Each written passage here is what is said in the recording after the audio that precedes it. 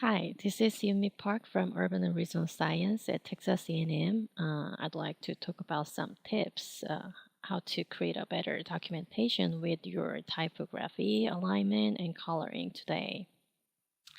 I guess there might be several students who had bad handwriting skills, but thanks to the help of Microsoft and Adobe software, so we can create better looking documentation, but they cannot help us to create a better documentation without any concerns about typography and coloring things. So I'd like to give you some tips how to make a better documents with a typography and coloring today.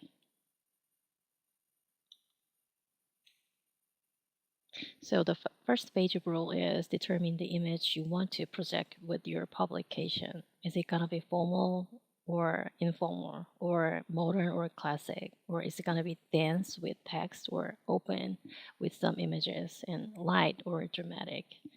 Here I put up two examples. The left side, the food for thoughts. It contains a lot of scientific diagrams and text. So I guess the publisher choose to use more formal fonts here with some dark background. And the right side, the publisher want to use some hand drawing pictures there. So he or she preferred to choose some soft and decorative fonts here. So you need to determine first what the image you want to project with your publication. The second rule is you have better limit the number of typefaces you use in a publication. In general, people recommend use two typefaces in one publication to make a contrast between heading and the body. But sometimes you can add very different typefaces to highlight something. In that case, you can use a script or decorative fonts to make them different from others. So there are four typical typefaces. The first one is sans serif. It has no finishing strokes at the ends of the letter. It is usually called Gothic, and normally it is used for the headings in a report or some text-heavy documents. And for the poster and the presentation, it is used as a body text. And the second one is a serif. It has a lines or curves projecting from the end of the letter.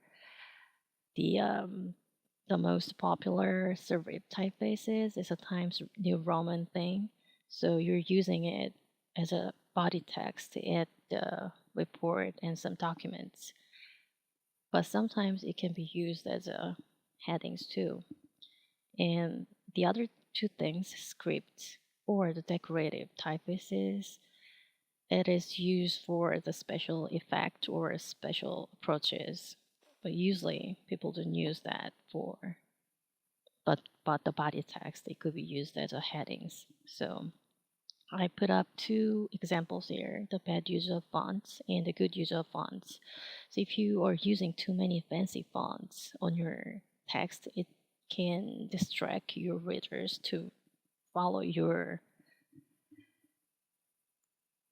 follow your writings. So you need to avoid that. And you can use the fancy fonts for your headings, but not to mix many fonts in your documents. The third rule is you need to determine how much contrast between headlines and text. Normally, people restrict the hierarchy of headings to three levels, 1 and 2 and 3, like the example on the left side. And also, if you use a text in a serif typefaces, you better use the sans serif typefaces in your headings. It means that you need a contrast between body text and the headings. And also you need to use spacing wisely to show some hierarchy of your text. So the The first example, it has a single line space between subtitle and the body text. So it looks bad because it looks like they are separated each other. So you better use a smaller spacing between the subtitle and the body text to group items together. And also you can use a different spacing for a hierarchy of your documents. So between the chapters, you can have the bigger spacing, and under the chapter heading, you have a little bit smaller than the spacing between chapters. And also under the subtitle, you can use a smaller spacing, so it makes them look like grouped together. And also you need to be careful about the size of your typography. So if you use a 72 points fonts, it could be printed as a 1 inch. As 1 inch is like the small screw. So at the printed page, 10 to 12 points in size is normally recommended. And also using the below 9 point is very hard to read. At the poster, title goes with 60 point fonts and the text has more than 13 points. At the presentation, the title goes 36 point or more or less, and text should have more than 18 points.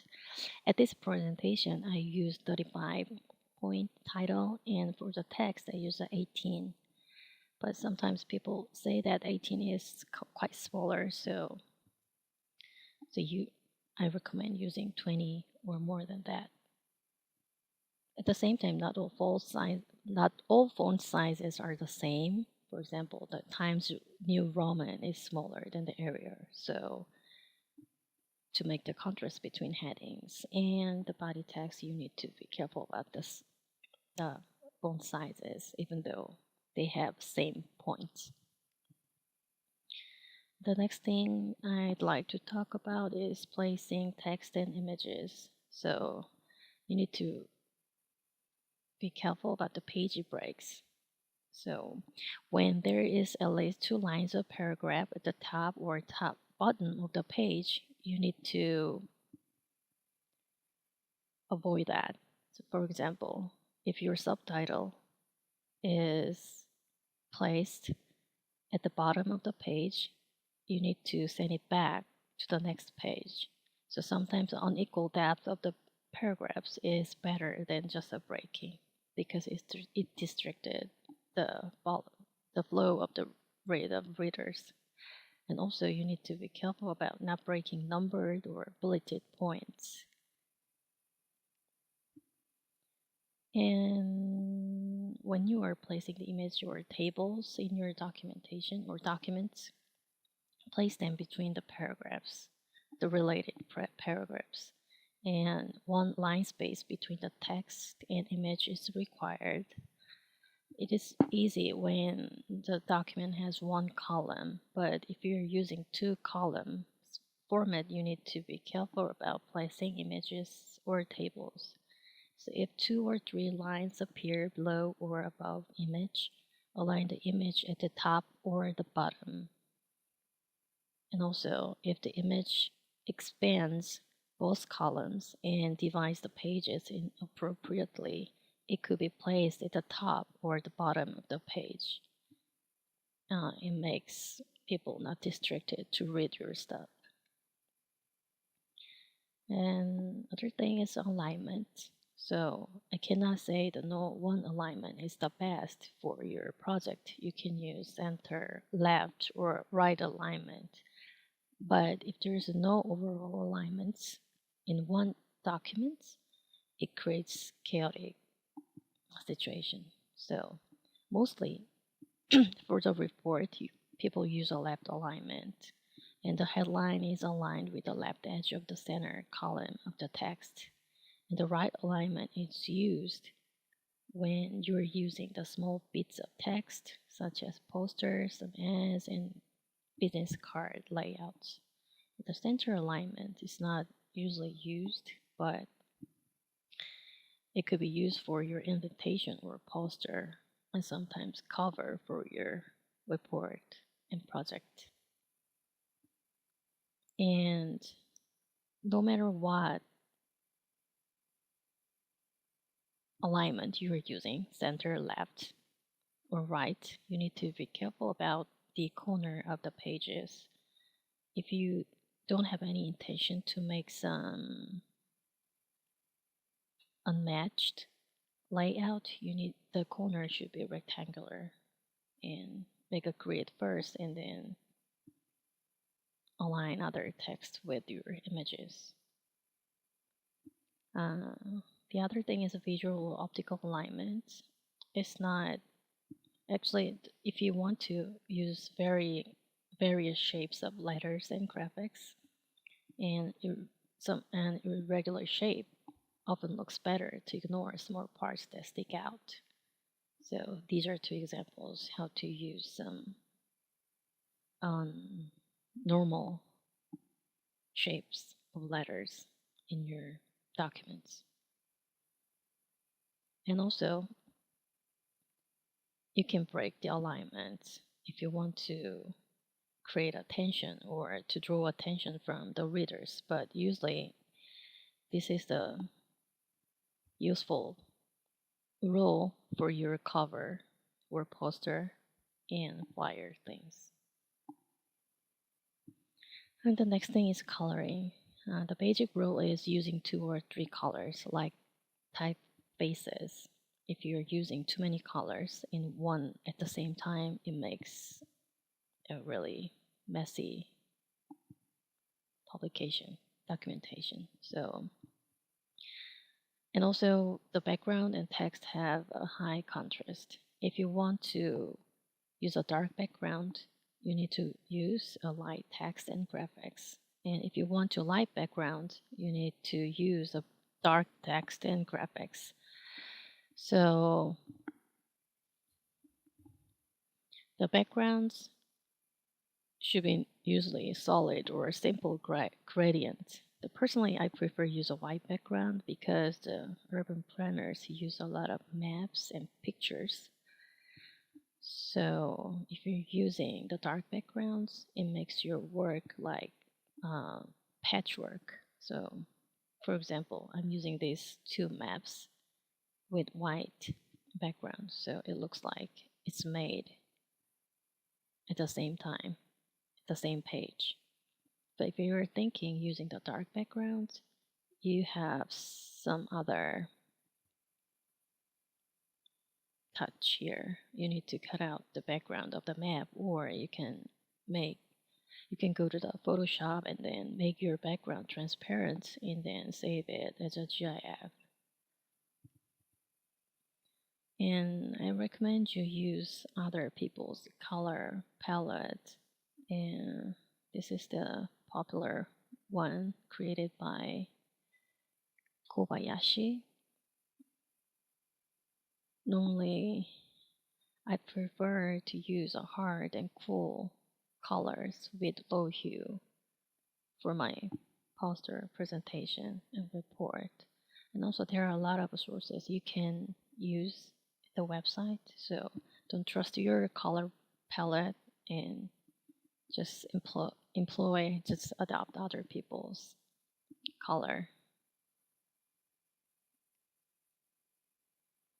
And for your presentation, you need to avoid some combination of colors, the red and green and orange and blue and red and blue.